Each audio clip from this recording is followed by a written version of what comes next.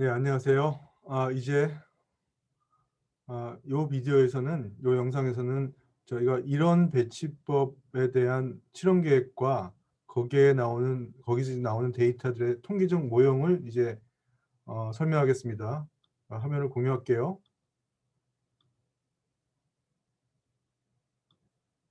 자,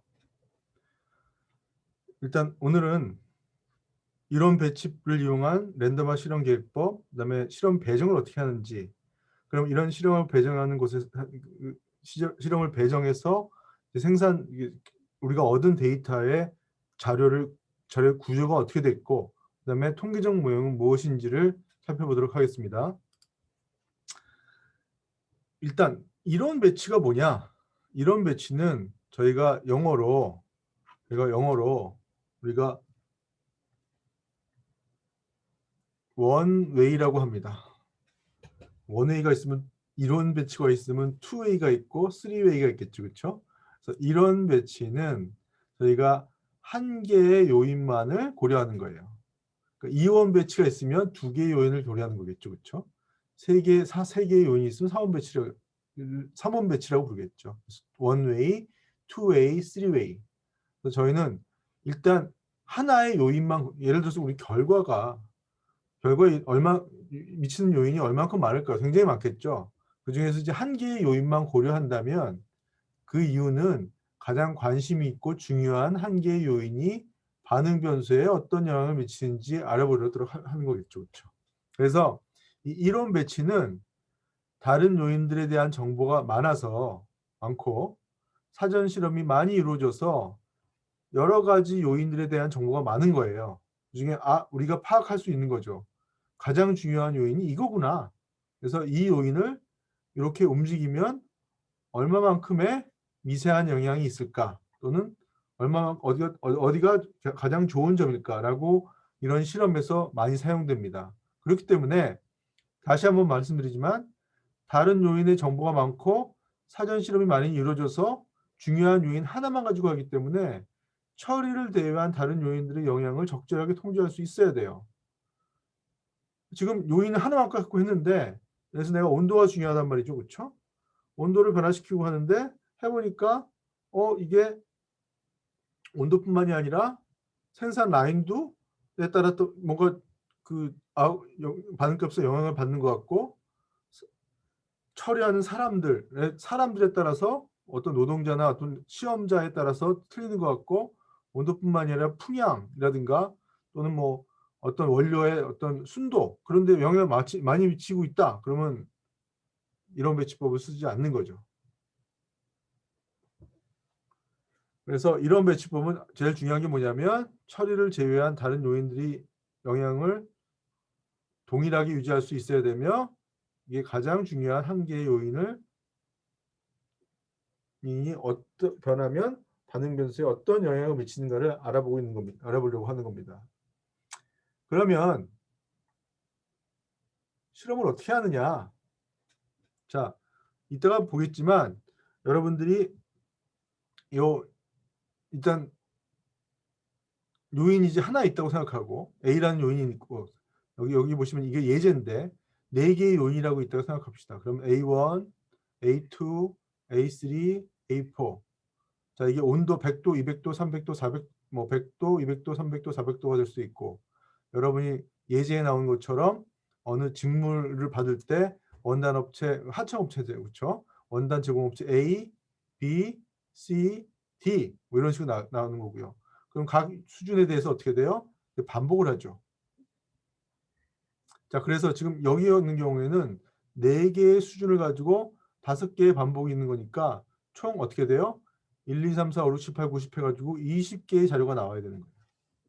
자, 그러면 실제적으로 우리가 이론 배치라고 하는 것은 우리가 이제 나중에도 좀 계속 나오겠지만 실험의 순서를 랜덤하게 배치할 수 있어야 돼요. 무슨 말이냐면 여기 지금 1번 관측치, 2번 관측치, 3번 관측치, 4번 관측치, 5번 관측치, 관측시대에 대해서 번호를 붙여놨어요. 여기 20번까지 있죠, 그렇죠? 그럼 내가 만약에 1번, 2번, 3번, 2번 여기서 수준 A를 고정시켜 놓고 1번 실험하고 2번 실험하고 3번 실험하고 4번 실험하고 5번 실험한다. 이 숫자대로 여기 있는 숫자대로 이렇게 되면 랜덤이 아니죠. 그렇죠? 그러면 이렇게 실험하면 어떻게 되냐면 무슨 일이 벌어질 수 있냐면 A라는 첫 번째 수준을 어떻게 연속으로 하고 두 번째 수준을 연속으로 했기 때문에 예를 들어서 자 이거를 오늘 하고 이것을 내일 하고 이것을 내일 모레 하고 이것을 3일 있다고 한다고 생각합시다. 왜냐하면 실험에는 여러 가지 제약 조건이 있어서 하루에 다 못할 수도 있거든요. 자 그러면 이런 실험에서 날씨가 중요하다면 오늘의 날씨, 내일의 날씨, 모레의 날씨, 3일 뒤의 날씨가 이 처리에 어떻게 돼요? 수준과 혼동이 돼서 이게 수준의 효과인지 날씨 효과인지 알 수가 없겠죠. 그렇죠? 또 예를 들어서 그 생산 라인이 여러 가지니까 이게 지금 생산 라인을 다 뒤섞기 못하니까 첫 번째 라인에는 A1이라는 처리를 하고 두 번째 라인에는 A2라는 처리를 하고 세 번째 라인에는 A3라는 처리를 하고 네 번째 라인에는 A4라는 처리를 해서 빨리빨리 해. 왜냐하면 라인은 어떻게 돼요? 동시에 나올 수 있잖아요. 여기서 같이 여기 시작하면 A란 5개, 5개, 5개, 5개 동시에 얻을 수 있잖아요. 근데 그러면 무슨 일이 생기냐면 이것이 수준의 차이인지 A1, A2, A3, 4의 차이인지 생산 라인의 차이인지 알 수가 없다고. 생산 라인의 어떤 조그만 결과에 어떤 품질이 생산 라인에 따라 조금이라도 영향을 미치면 이것의 수준, 이 요인들의 수준에 따라서 실제로 평균이 다른지 안 다른지 알 수가 없는 거죠. 자, 그래서 우리가 completely random 무슨 말이냐면 완전히 랜덤하게 실험을 배치해야 된답니다. 배치하는 게 제일 좋은 거예요. 여기서 여러분 다시 말하지만 그러니까 랜더마이제이션은 어떻게 하는 거냐면 자 이런 순서가 아니라 자, 20개잖아요. 그렇죠? 1번부터 20개까지의 관측치가 있어요. 그럼 여기 보시면 랜덤하게 지정하는 방법이 있는데 각 실험 조건에 1년 번호를 할당한다 그랬어요. 바로 요 1년 번호입니다. 1, 2, 3, 4, 5, 6 이게 1년 번호를 할당하고 요 1에서 20까지 숫자를 랜덤하게 배열하는 거예요. 그렇죠? 그러니까 여러분들이 보시면 어떻게 하면 되냐면 가장 간단한 게 이제 관념적으로 생각하면 20개의 공이 있고 공에다 번호를 붙이는 거죠. 1, 2, 3, 4, 5, 6, 7, 8, 9에서 20까지. 자, 이걸 상자에 넣고 눈 감고 하나씩 꺼내기 시작하는 거예요. 자, 꺼내면 여기 보시면 어떻게 하냐면 3번 나왔어요. 4번 나왔어요. 20번 나왔어요. 순서가 있겠죠. 그렇죠? 이런 순서대로 쭉 기록해 놓고요. 요 3번을 맨 먼저 실험하고 그럼 이게 1번이 되는 거죠. 첫 번째. 그다음에 4번. 요 4번을 두 번째 실험하고 20번을 세 번째 실험하고 14번에 있는 거를 네 번째 실험하고 7번에 있는 것을 다섯 번째 실험해서 요 실험의 순서를 랜덤하게 정하는 것을 컴플리트 완전 랜덤 우리가 임의화라고 합니다. 완전 랜덤화, 완전 임의화. completely randomized experiment.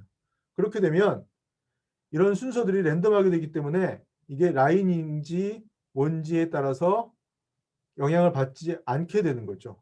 평균적으로. 자, 이렇게 실험을 배정하는 것이 가장 이상적인 배정입니다.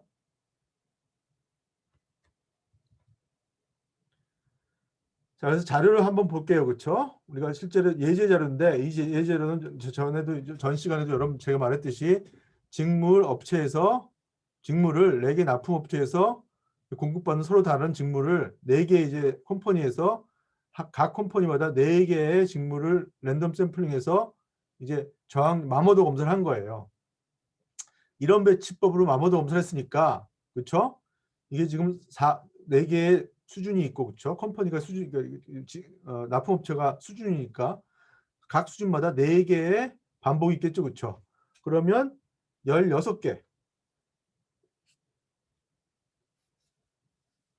16개의 공을 만들어서 1, 2, 3, 4, 5, 6, 7, 8, 9, 10, 9 치고 공을 하나씩 꺼내는 거죠. 그렇죠? 그러면 번호 나오면 요거 먼저 하고 두 번째 공 나오면 이거 하고 눈 감고 뽑는 거예요. 세 번째 공 나오면 이거 하고 이런 식으로 컴플리트리 랜더마이즈 된 실험이라고 생각하는 거예요. 그래서 얻은 자료가 자 1번 업체에서는 이렇게, 2번 업체에서는 이렇게, 3번 업체에서는 이렇게, 4번 업체에 이렇게 16개의 자료들을 이제 얻은 거예요. 자, 그런데 여러분들이 이거는 가장 이상적인 거고, 자, 그러면 정말 이렇게 될 수 있느냐? 실제로 이렇게 하기는 쉽지가 않습니다.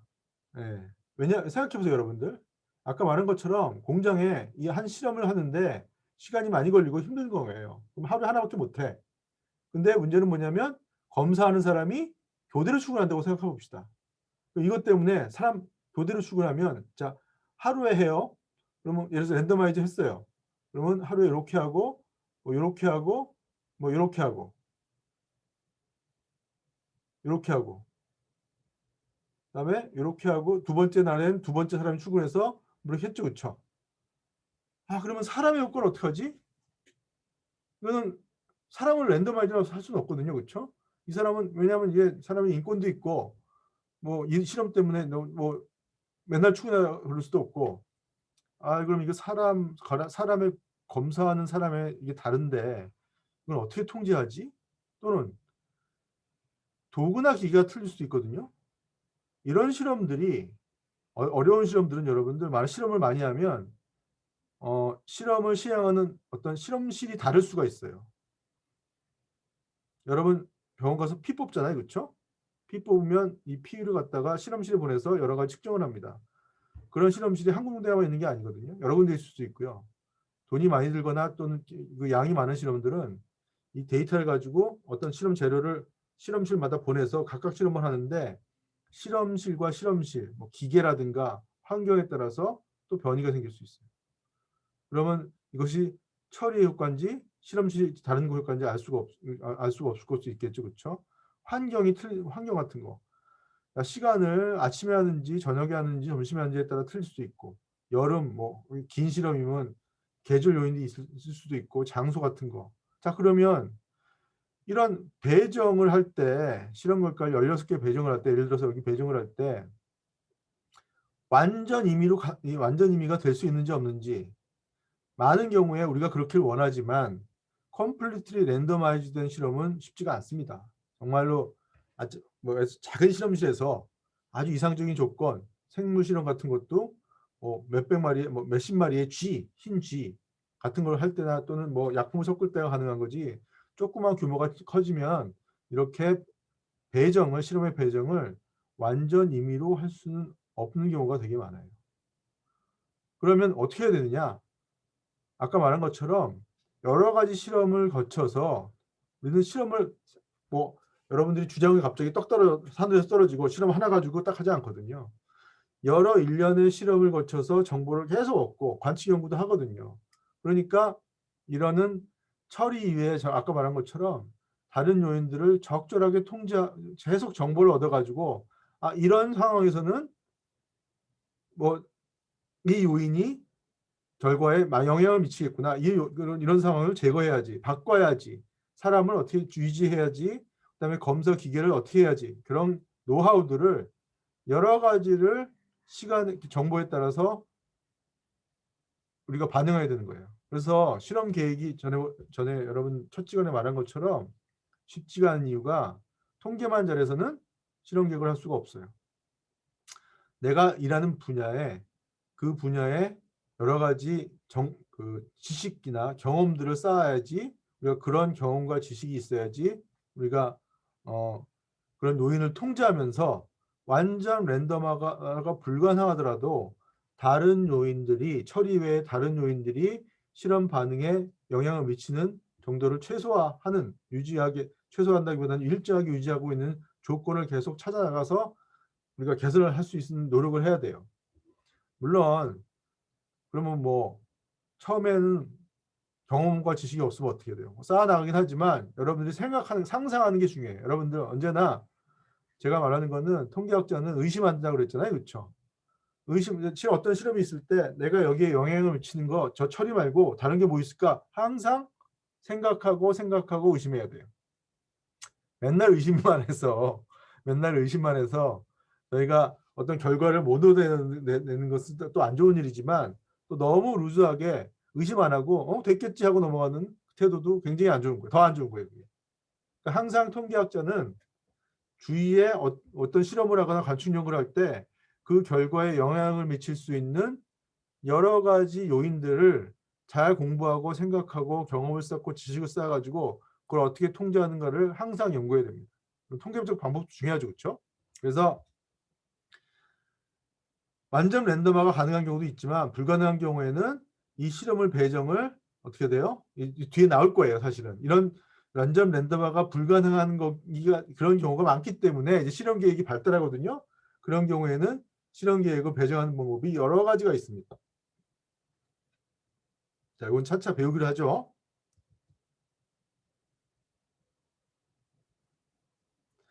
자, 그래서 이런 배치에서 나온 이제 자료를 다 얻었다고 생각하면 이런 자료를 어떻게 이제 통계적으로 모형화할 건가 그랬어요.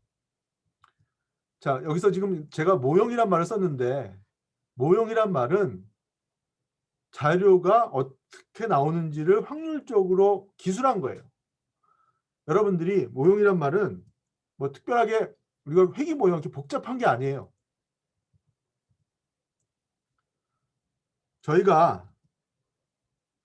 우리가 y1부터 yn까지 여러분들 어떻게 돼요? 로말 뮤 시그마 제곱에서 IID 이거 여러분 기초통계에 많이 나오죠, 그렇죠?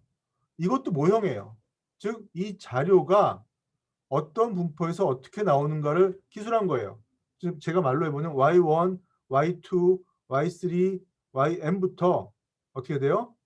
독립적으로 같은 분포에서 나오는데 그 분포가 정기 분포이며 평균이 뮤고 분산이 시그마 제곱이에요. 이것이 통계적 모형입니다. 회귀분석 모형처럼 이렇게 y는 하고 뭐 f 뭐 이런 식으로 나오는 모형만 모형이 아니에요, 여러분들. 통계적으로 어떤 식이든지 자료가 어떤 분포에서 어떻게 추출되는지 기술한 것이 모형입니다. 자, 그래서 일단 이런 배치법에서는 자, 이제 요인 하나만 측정하죠, 그렇죠? 그래서 만약에 요인 A에 대해서 A개, 스몰 A개의 다른 수준, A1, A2, AA개의 효과를 비교한다고 했을 때, 그 다음에 각 수준에 대해서 RI개의 반응값을 반복 측정한다고 그랬어요.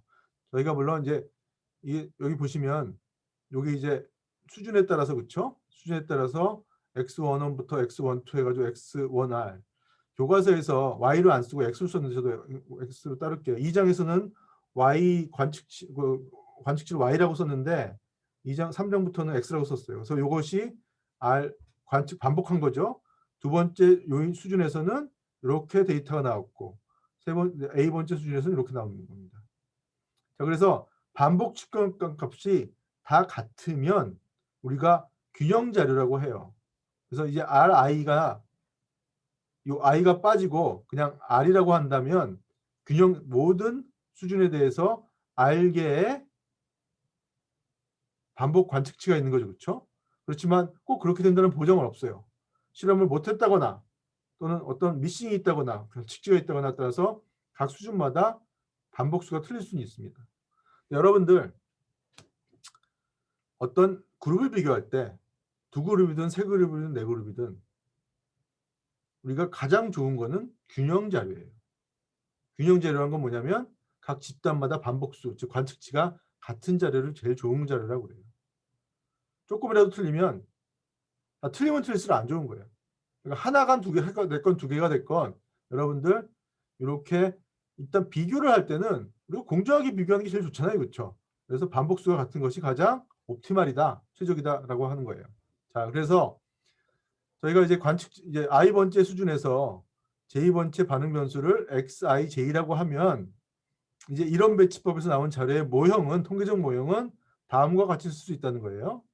xij가 어떻게 되어 있냐? 이제 말로 하는 거예요.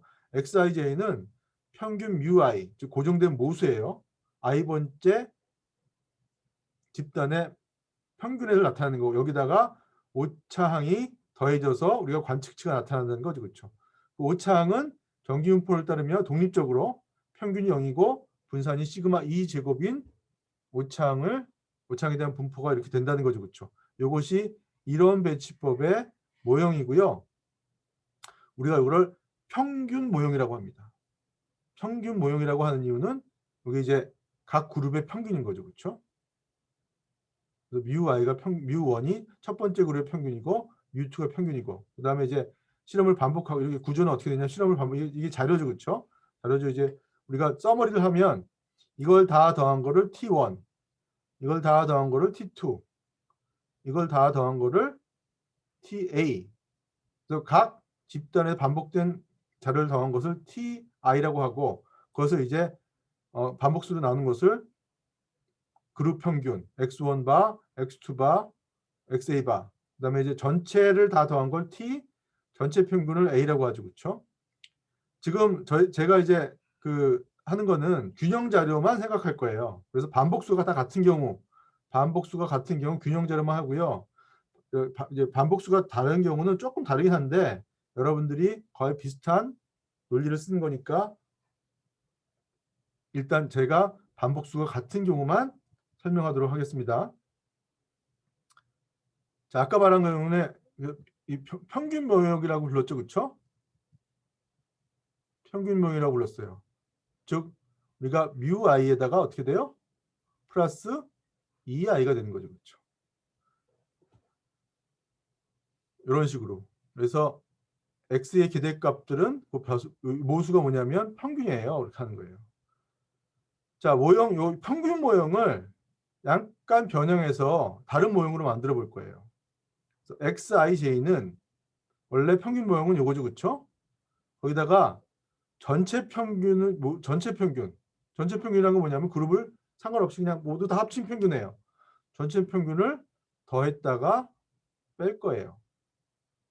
그러면 모형이 그다음에 요 전체 평균에서 그룹 평균의 차이, 이 편이라고 하는데 이 편차, 요 편차를 알파 i로 표시하면 우리가 다시 관측치는 어떻게 할 수 있냐면 전체 평균에다가 그룹의 편차를 더하고 오차항을 더해서 생긴 거라고 할 수 있는 거예요.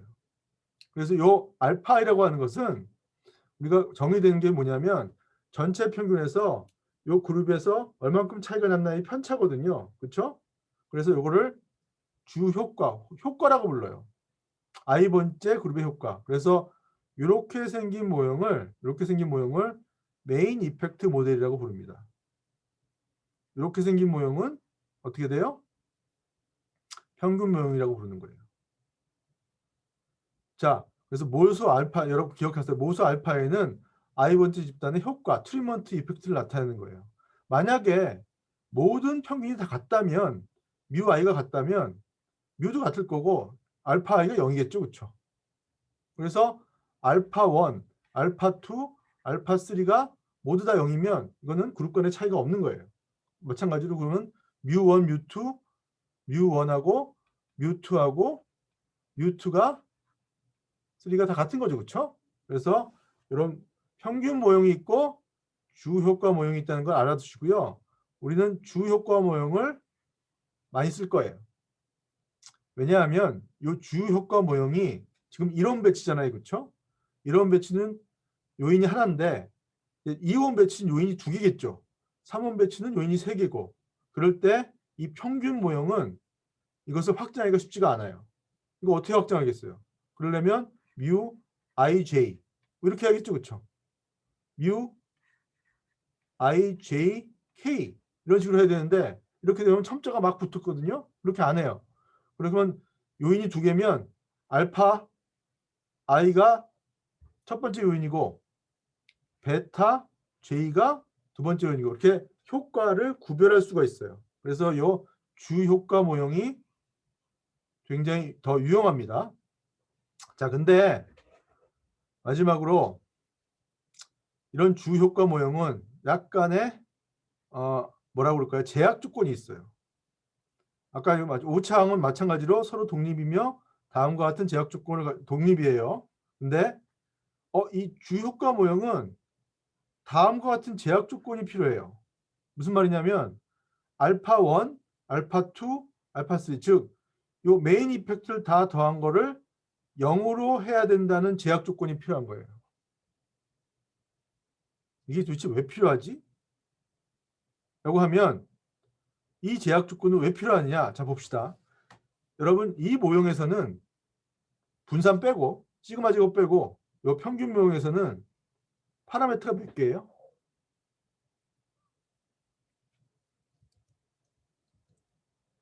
자, 볼까요? 내가 y가 아니라 xij는 i 플러스 2i잖아요. 그렇죠? 그럼 파라미터가 mu1, mu2 해가지고 a 해가지고 a개의 모수가 있는 거죠. 그렇죠? 자, 근데 xij를 mu 플러스 알파 i 플러스 죄송합니다. 입실론 2ij라고 한다면 모수가 이제 뮤가 있고요. 알파 1, 알파 2 해가지고 알파 a까지 있어요. 근데 문제는 a 플러스 1개의 모수가 하나가 늘어났네요. 그렇죠? 근데 자, 데이터를 보면 여러분들이 몇 개의 그룹이 있죠?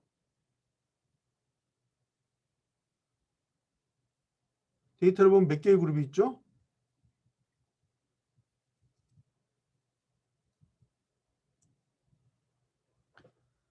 자, A개의 그룹이 있는 거죠. 그렇죠? A개의 그룹이 있으면 사실은 어떻게 돼요, 여러분들? A개의 그룹이 있으면 A개의 그룹 개수보다 파라미터가 많을 수도 없어요. 자, 왜냐하면 여러분들이 그룹이 A1, 자, 봅시다. 자, 이렇게 있고, 그룹이 여기 있고 그룹이 있는데 각각의 평균이 있단 말이에요. 그렇죠? 사실 이 평균은 그냥 구할 수 있는 거예요. 파라미터가 아니에요, 이거는. 사실 여러분들이 제일 여기서 중요한 통계량은 그룹 평균이에요. 그룹 평균이 있으면 이건 자동적으로 나오게 돼요. 그게 실제로 어떻게 되냐면 여러분들이 그룹 개수하고 파라미터의 개수가 똑같아야 돼요. 시그마 제곱 빼고. 근데 어떻게 돼요? 여기서는 만약 이런 조건이 있으면 이런 주요 효과 모형에서는 어떻게 되면 파라미터가 a 플러스 1로 그룹 개수가 더 많은 거예요. 그래서 제약 조건을 하나 줘야 된다는 거예요. 이 제약 조건을 주면 어떻게 돼요? 요것 때문에 어떻게 돼요? 알파 1부터 알파 a까지만 다 아는 게 아니라 알파 1부터 알파 a 마이너스 1까지만 하면 되잖아요. 그렇죠? 그래서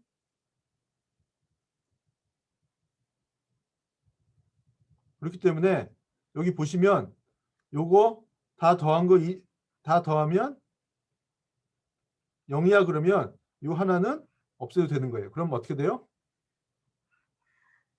알파 a-1처럼 우리가 이제 a 플러스 1개가 아니라 a개의 모수가 나오는 거죠. 근데 이제 그러면 요약 이런 제약 조건이 이거 하나만 있느냐? 그렇지 않아요. 그렇지 않고 어떤 제약 조건을 주느냐에 따라서 제약 조건은 다르게 줄 수가 있어요. 요 제약 조건은 저희가 sum to zero라는 조건을 불러요. 다 더하면 0이다. 그러니까 요 문제를 해결하는 것이 유일한 조건은 아니에요. 그러면 어떤 조건이 또 있냐? 바로 이런 조건이 있습니다. 알파 1은 0이다. set to zero 조건이 있는 거예요.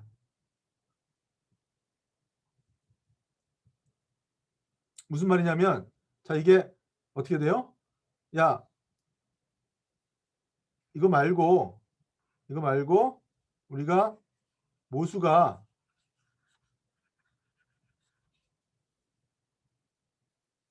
뮤하고 뮤 알파 1, 알파 2 해가지고 알파 a까지 있는데 이거 아까는 이렇게 다 더하면 어떻게 0이 된다고 했죠? 그렇죠? 그러지 말고 야 이거 0으로 나 하는 거예요. 이것이 set to zero예요. 그러면 요 알파 1만 0으로 놓고 나머지는 프리하게 움직이니까 하나 해가지고 a개의 모수가 되는 거죠.